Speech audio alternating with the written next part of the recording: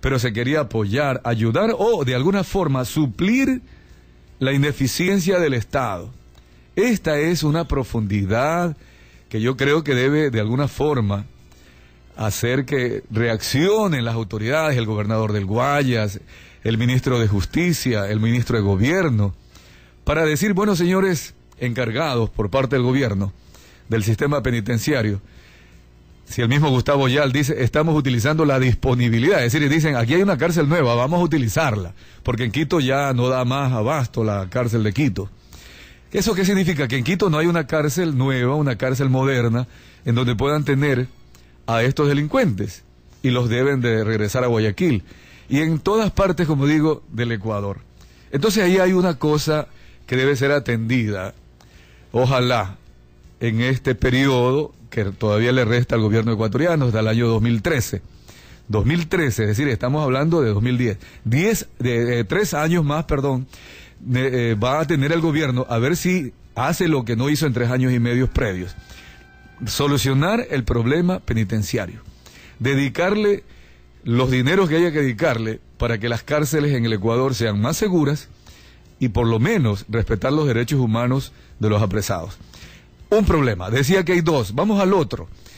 El otro problema que no solo es el hacinamiento, sino la calidad de cárcel que tenemos, que permite a los grandes jefes de, ahí sí hay que decirlo, como dice el presidente de la República, las mafias de delincuentes y las mafias de corrupción, que son ordenadas desde la cárcel.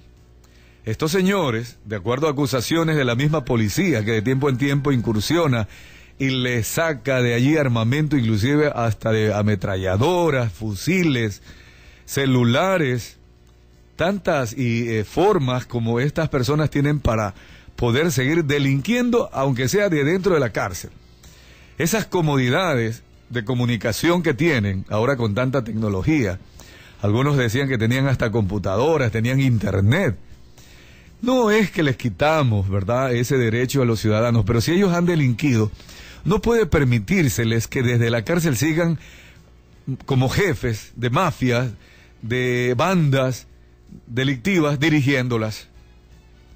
Ayer, para sorpresa de la ciudadanía, para ofensa de la ciudadanía, hubieron padres de familia de 3 adolescentes que fueron apresados, que denunciaban que el jefe de esa banda de adolescentes era un policía.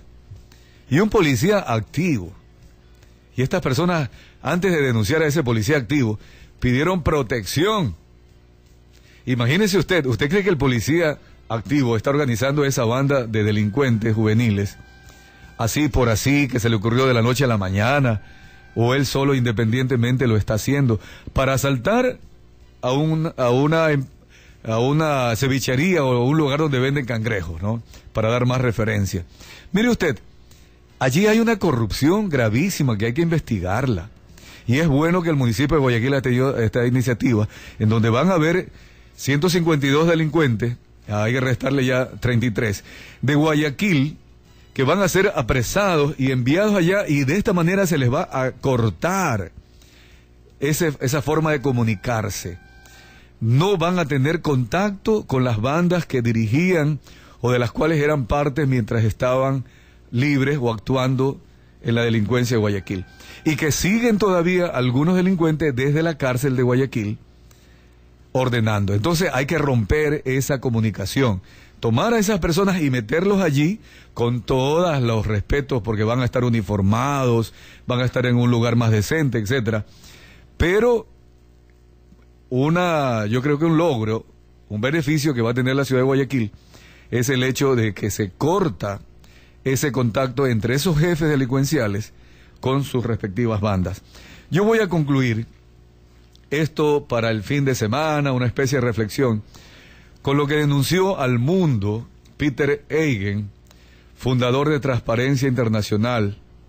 Él fundó esta ONG de Transparencia Internacional en el año 1993, cuando se sintió hastiado de trabajar en el Banco Mundial, cuando conoció las redes de corrupción, porque así escribe su libro, Las redes de corrupción, en todos los países del primer mundo, del tercer mundo, en donde él hizo su trabajo profesional como experto, como asesor del Banco Mundial. Renunció asqueado, porque la corrupción viene de altas esferas. Y él en su libro va detallando inclusive hasta gobiernos europeos como Francia, como Alemania, que conocen de las redes de corrupción. Cuando hacen los contratos internacionales, las licitaciones internacionales, y sus empresas sobornan a los políticos latinoamericanos.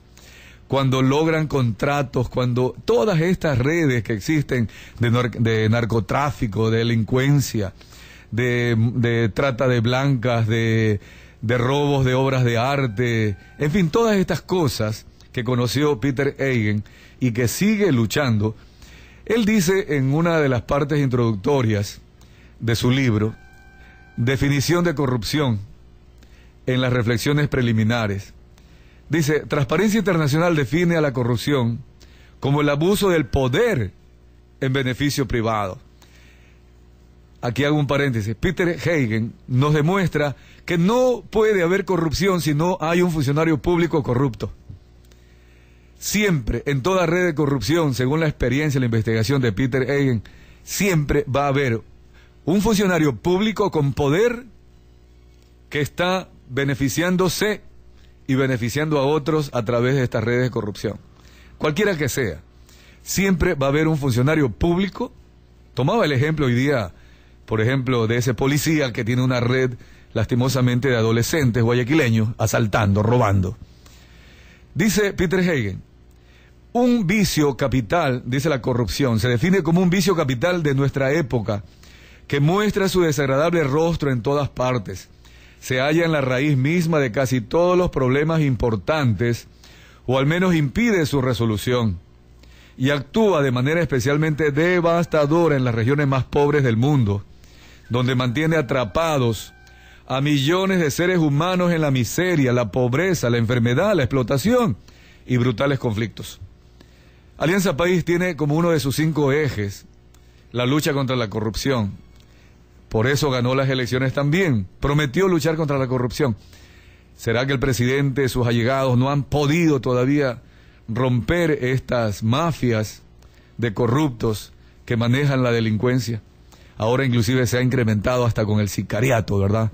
Este problema grave de la corrupción debe ser atacado y de alguna forma avanzar, aunque sea pequeños pasos, para decir sí, estamos luchando contra la corrupción. Uno de estos temas, justamente el sistema penitenciario, debe ser atacado por el gobierno nacional, invertir 10, 20 millones de dólares, no creo que sea mucho, 20 millones de dólares alrededor de todo el Ecuador, para romper precisamente el contacto entre los jefes de estas bandas, de estas mafias, con sus, ¿qué sería? Pues asociados, como podríamos llamarlos. De esta manera yo creo que si el gobierno denuncia que algunos jueces corruptos, que la justicia no funciona, por lo menos que el sistema penitenciario que está en sus manos, que sí funcione, de tal manera que ya sería como quitarle oxígeno a las bandas, a las mafias, que el gobierno ecuatoriano los ha denunciado.